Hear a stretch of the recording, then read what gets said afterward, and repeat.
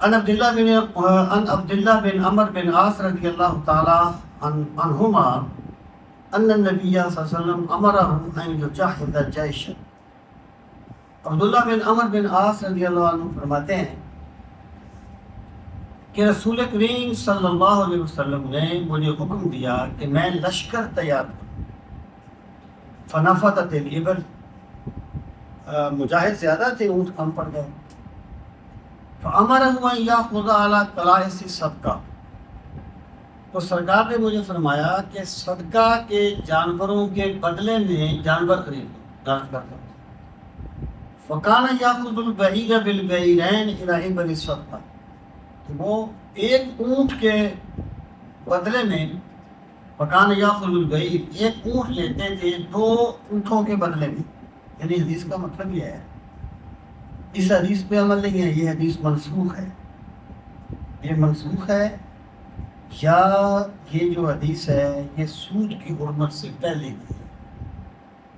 اس سے جو پچھلی روایت ہے حضرت سمرہ بن جندب والی، وہ راجح ہے. یعنی ہے یہ بھی اس میں جو بندے صرف ترجمہ پڑھتے ہیں نا، وہ کہتے ہیں یہ مشکات ہے، یا جس کا ابو داؤد سے جو لی ہے، ابو داؤد میں انہیں یہ نہیں پتا کہ کچھ اور بھی ہوتا ہے، صرف روایت کا ہونا کافی نہیں. اس روایت کا مفہوم ہے کہ جب وہ مجاہد زیادہ تھے اور اونٹ کم تھے، تو سرکار نے فرمایا کہ لوگوں سے اونٹ اس شرط پر لے لو کہ جب زکوٰۃ کے اونٹ آئیں گے تو میں تمہیں ان میں سے اونٹ دے دوں گا. ٹھیک ہے.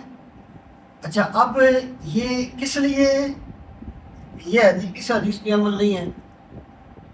اس لیے یہ عمل نہیں ہے کہ ایک تو اونٹ موجود نہیں ہے جس کے بدلے میں تم بیع کرتے ہو، سیاہ ہو گیا. دوسرا اس کا تو وقت بھی متعین نہیں ہے، کیا خبر کوئی بندہ کب زکوٰۃ دیتا ہے. تو اس لیے یہ جو حدیث ہے اس پر عمل نہیں ہے، یہ منسوخ ہے، یا یہ سود کے حرام ہونے سے پہلے کی. تو بہرحال انہوں نے فرمایا کہ اس وقت میں نے ایک اونٹ دیا. انہیں کہا کہ جب اونٹ آئیں گے نا صدقے کے، میں آپ کو 2 اونٹ دے دوں.